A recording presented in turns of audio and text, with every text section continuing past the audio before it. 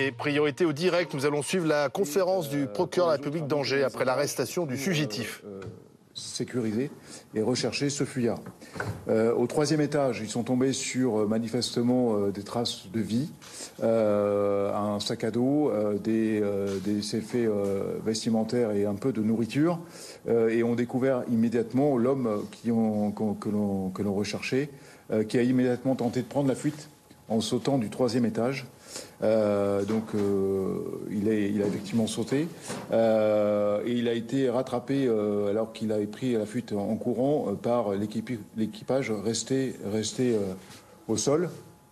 Non sans mal, une interpellation avec beaucoup de virilité, si je puis dire, parce que l'individu prenait effectivement la fuite et surtout il s'avéra qu'il s'est blessé en sautant, mais il est sous l'effet du choc, de la poussée d'adrénaline au moment où il quitte, où il a sauté, il courait encore très très vite. Voilà l'essentiel. Évidemment, on avait un équipage également en sécurisation à l'extérieur de ce chantier. Donc c'est une opération qui a été finalement rapidement menée. Je tiens à dire que les effectifs de la sécurité publique de Maine-et-Loire donc étaient en train de progresser sur la ville d'Abrier, où on avait des raisons de penser qu'il pouvait être dans ce secteur. En faisant, comme nos camarades gendarmes, une vérification de toutes les zones supposées inhabitées dans lesquelles l'individu aurait pu se trouver, puisque les faits que vous avez évoqués, monsieur le procureur, sur les faits criminels que vous avez évoqués montrent qu'il a tendance à squatter des appartements ou à squatter des lieux peu fréquentés pour se terrer, ce qui explique la durée de cette fuite depuis le CD d'Argenton, son évasion du CD du centre de détention d'Argenton. Voilà pour l'essentiel. Donc il était interpellé à 12h55 par l'effectif de la brigade anticriminalité de Angers. Est-ce qu'on sait depuis combien de temps il était dans ce chantier? Est-ce qu'on a une idée? Non. Alors ça sera peut-être l'occasion alors de retourner les micros et de repasser la parole au colonel Landé, puisqu'il est en responsabilité du dispositif actuel, et puis peut-être d'ailleurs que le commandant du groupement aussi de la Mayenne pourra nous indiquer les mesures qui ont été prises à un moment, en tout cas, pendant la fuite de l'intéressé pour sécuriser la population du côté de la commune de Chaillan, où il a été un moment. Donc, merci, monsieur le procureur. Donc, la gendarmerie de Maine-et-Loire est saisie des faits à partir de samedi soir. On découvre un véhicule qui est découvert incendié sur la commune de Cantenay-Épinard. À partir de là, un certain nombre de vérifications sont faites et qui nous ramènent le lendemain matin à identifier, à faire la jonction avec potentiellement cette affaire. Dès lors, dès le dimanche, dès qu'on a l'information dimanche à 13h30, aussitôt on jette un premier dispositif durci sur le périmètre autour du lieu de découverte du véhicule incendié à Cantenay-Épinard. Ce premier dispositif vise à cerner une zone dont on pourrait penser au sein de laquelle cet individu aurait pu se planquer, se cacher, en attendant que l'orage passe en quelque sorte.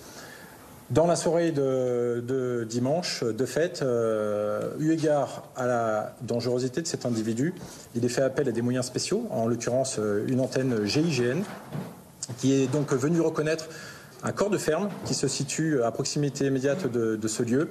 Et au terme d'une recherche qui a pris 2h30, le dispositif s'est déporté sur la commune de Montreuil-Junier à la suite d'une piste qui a été découverte par un chien, donc un Saint-Hubert, que nous avons aussitôt donc engagé, en plus des moyens habituels, donc les gendarmes des brigades locales, les motocyclistes et puis d'autres moyens que j'évoquerai après. Donc ce chien nous emmène sur une piste de 1,8 km en direction d'un lotissement au carrefour de l'Europe à Montreuil-Junier. Et à cet endroit, l'animal perd la trace olfactive de l'intéressé. À partir de cet instant, naturellement, au regard du profil de l'intéressé, on s'imagine, on rentre dans une zone résidentielle composée d'une commune de 3500 habitations.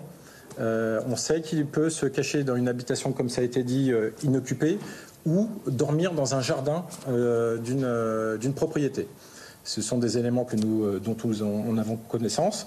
Dès lors, la stratégie est prise de faire chacune des maisons après avoir posé rapidement un contrôle de zone qui vient cerner, encager l'ensemble de la commune, en fait, tout simplement. On travaille immédiatement, de nuit, on pose un premier dispositif. Donc le dimanche, ce sont déjà 57 gendarmes qui sont projetés en temps réel, en permanence, pour ne pas lâcher le terrain. Je précise que depuis ce jour-là, jusqu'à maintenant encore, à l'heure où je vous parle, il y a encore des gendarmes sur place, puisqu'il y a une queue de travail à faire, notamment sous l'angle judiciaire, mais M. le procureur reviendra dessus peut-être après. De fait, 57 gendarmes dès dimanche soir et la journée de lundi, nous montons encore à 88 militaires engagés, avec pour le coup des moyens un peu plus spécifiques, des moyens spéciaux. Dans la soirée de lundi, nous avons fait venir donc un hélicoptère de la SAG, section aérienne de gendarmerie de Rennes, qui est venu nous appuyer sur la recherche de personnes. En utilisant un phare de recherche qui projette assez fort au sol pour appuyer les équipes qui étaient au sol, et également une caméra thermique qui nous a permis de sécuriser de manière certaine toute la zone bocagère qui se trouve à l'est de la zone de Montreuil-Juigné. Parallèlement à ce bouclage, du porte-à-porte a été donc engagé avec une vingtaine de gendarmes qui ont été dédiés à cette mission de sécurisation.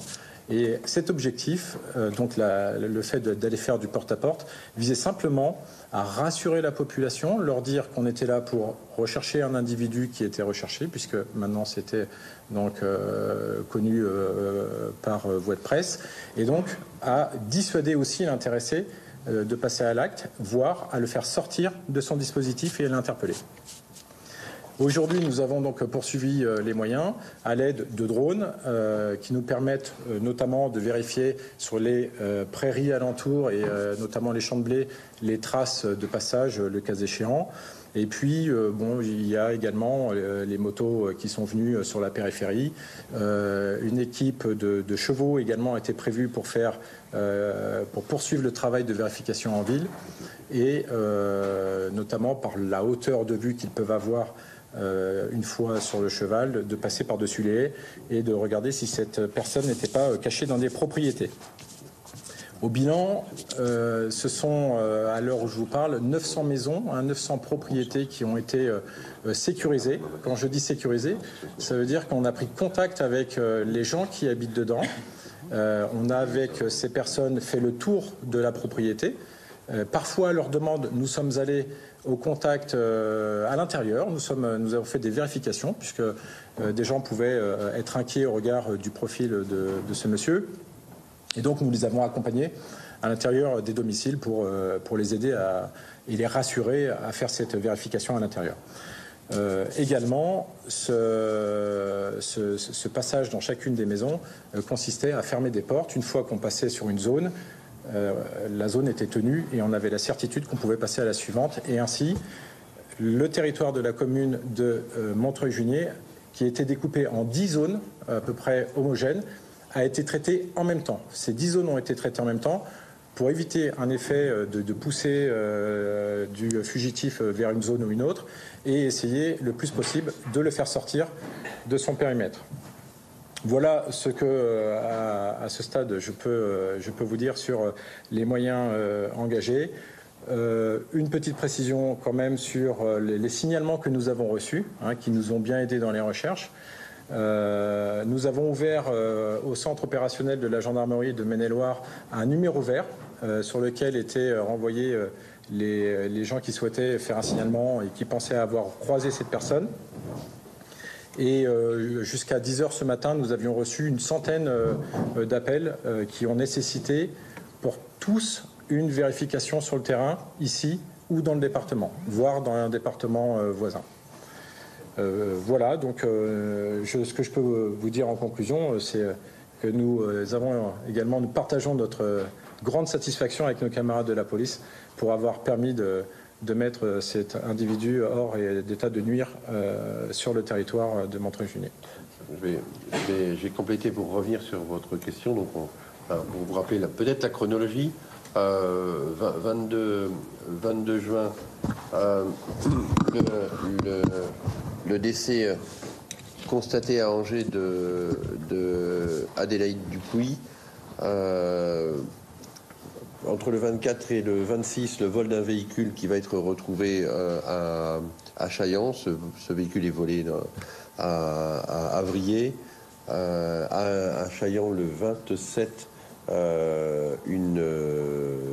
des violences qui sont commises pour voler le véhicule d'une jeune femme et des violences graves qui m'ont conduit à requalifier les faits en tentative d'homicide volontaire, et notamment parce qu'on avait des éléments de strangulation sur cette jeune femme qui doivent être rapprochés du profil que l'on connaît de la personne impliquée. Puis ensuite, la découverte d'un véhicule samedi 1er juillet volé à Chaillan. Il est découvert à Contenay-Épinard. On reviendra, mon colonel, sur cette période effectivement entre le 27 juin et le 1er juillet à Chaillan. Le 1er juillet au soir, on n'a plus la trace de notre évadé, et il est retrouvé ce midi. Voilà. L'objectif, encore une fois, des recherches qui sont maintenues pour la gendarmerie de Maine-et-Loire sur l'ensemble du secteur nord, croisé de toute façon avec les éléments qui vont nous remonter de la direction départementale de la sécurité publique, c'est de refaire, grâce au témoignage des personnes, donc on a encore besoin que les gens qui signalent les choses le fassent, le parcours de l'intéressé entre son interpellation aujourd'hui, 4 juillet, et son arrivée sur le territoire le 1er juillet. Voilà ce qui mérite encore une fois d'être souligné, c'est-à-dire que le travail n'est pas fini, au contraire, les investigations commencent en ce qui nous concerne, aujourd'hui. Voilà. Donc, colonel, vous vouliez compléter sur le dispositif mayennais? Oui, alors pour la gendarmerie de la Mayenne, cette affaire s'est déroulée en plusieurs étapes. La première a été tout simplement la connaissance des faits à partir de la fiche éditée par la police judiciaire le samedi 24 juin, où on a pris conscience de la dangerosité de l'individu et puis finalement sa capacité très rapidement à pouvoir être passé par la Mayenne sans éléments particuliers. Donc les patrouilles ont été sensibilisées déjà dès le samedi 24 au cas où elles croiseraient la route de cet individu. À partir du lundi 26, nous sommes en lien avec la PJ d'Angers qui organise des recherches sur notre secteur, et donc nous appuyons ces recherches en engageant un premier cercle de recherche dans le secteur de Ernée-Chaillan, où l'individu peut être dans son histoire en lien avec cette zone-là. On a une deuxième étape à compter du 28, le procureur vient de la rappeler, au moment où une première victime rencontre l'individu et manque d'être étranglé pour lui voler sa voiture et ou de la nourriture. À partir de ce moment-là, on a un dispositif beaucoup plus durci de recherche qui se met en place sur le secteur de Chaillan, puisque là, on va engager une cinquantaine de gendarmes. On va engager aussi des moyens spéciaux avec un hélicoptère pareil de la section aérienne de Rennes, des chiens-pistes. Nous sommes aux alentours de 19h15, 21h ce mercredi 28. Et ces recherches vont payer puisque la zone est évidemment rurale, escarpée, avec des grandes forêts. Et l'hélicoptère et le dispositif débusquent le suspect une première fois au détour d'un fossé qui fuit et contre lequel nous avons des recherches qui ne vont rien donner à ce moment-là, puisqu'il va être perdu dans sa fuite. Mais ça va au moins nous confirmer que le secteur est intéressant. Notre dispositif monte en puissance, encore une fois, pour une troisième étape, cette fois, la dernière pour nous, celle à compter du jeudi 29, où la gendarmerie installe un PC crise à la mairie de Chaillan, va concentrer ses recherches sur le secteur, toujours en engageant des moyens spéciaux, les chiens, l'hélicoptère, la communication aussi avec la population, la vérification de certains lieux. Tout ça nous porte jusqu'au samedi 1er juillet, où nous recherchons et affinons plusieurs pistes qui s'avéreront finalement infructueuses d'individus dans le secteur entre Chaillan et Saint-Jean-sur-Mayenne, hein, qui est proche. Des pistes qui vont nous amener à vérifier les identités et à rechercher et à retrouver des personnes qui pouvaient correspondre aux suspects. C'est à partir du 1er juillet que, évidemment, la piste rebondit malheureusement sur le secteur du Maine-et-Loire avec la découverte d'une voiture calcinée qui nous ramène dans notre secteur à Chaillan de recherche et qui amènera à la découverte donc d'un corps du propriétaire de cette voiture. Voilà ce que je pouvais vous dire sur les recherches. Depuis cette découverte-là, évidemment, nous sommes rentrés aussi dans une phase judiciaire, et là je laisserai le colonel, le commandant de la section de recherche, en parler. Pour nous, sur le terrain, en Mayenne, nous avons continué évidemment à quadriller le terrain jusqu'à sa découverte, puisque nous ne pouvions pas exclure non plus totalement, au vu de ces déplacements aléatoires sur la première partie de l'affaire, qu'ils reviennent en Mayenne. Donc nous avons maintenu une présence visible et aussi de recherche à la fois pour rassurer la population et à la fois continuer de fermer des portes sur notre secteur de recherche. Voilà ce que je peux vous dire pour la gendarmerie de la Mayenne.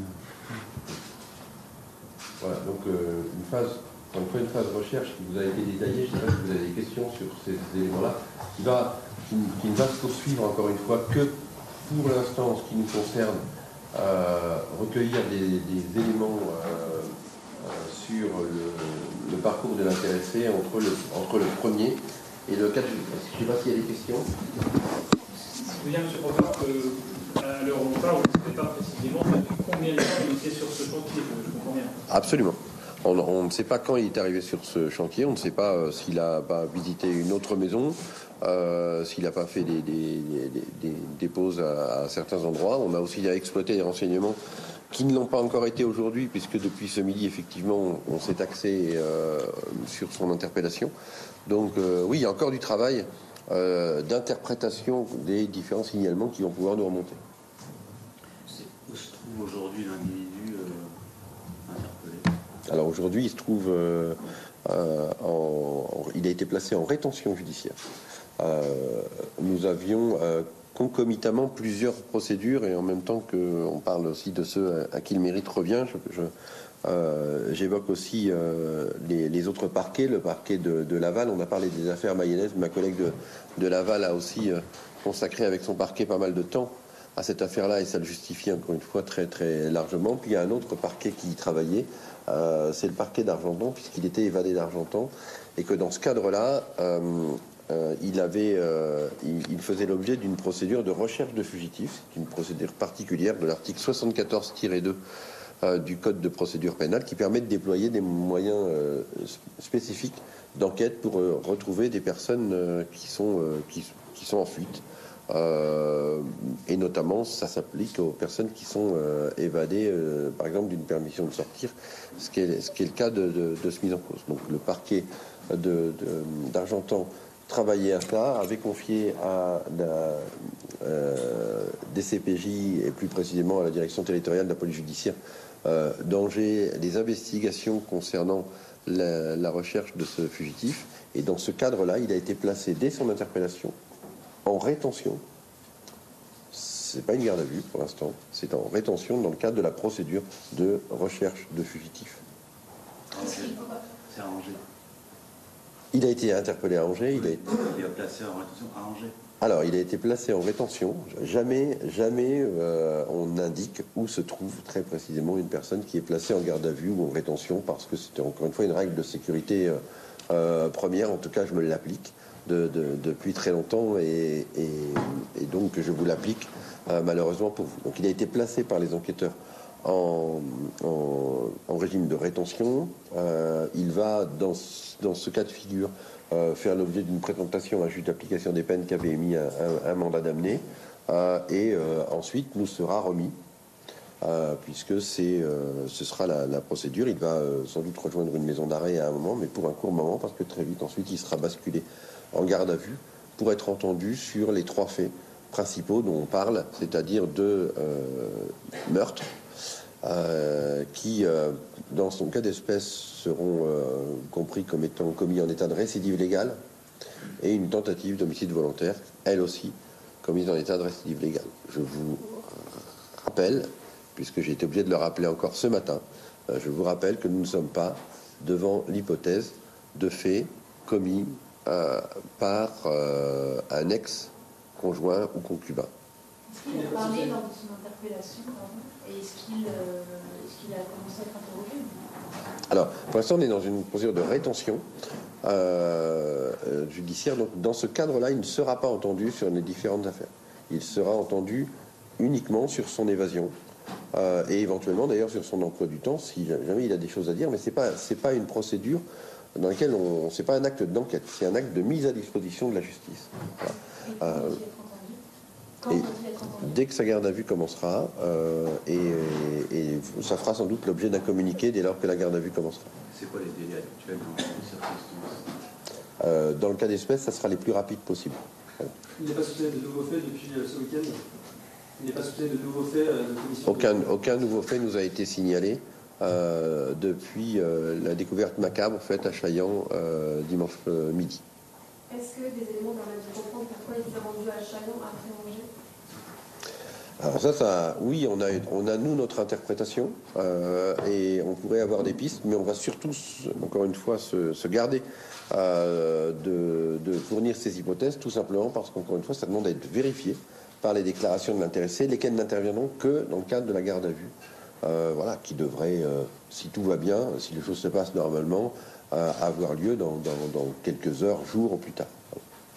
Vous avez refusé un avis de recherche hier soir. Pourquoi ne pas l'avoir fait plus tôt? Pourquoi à ce moment-là?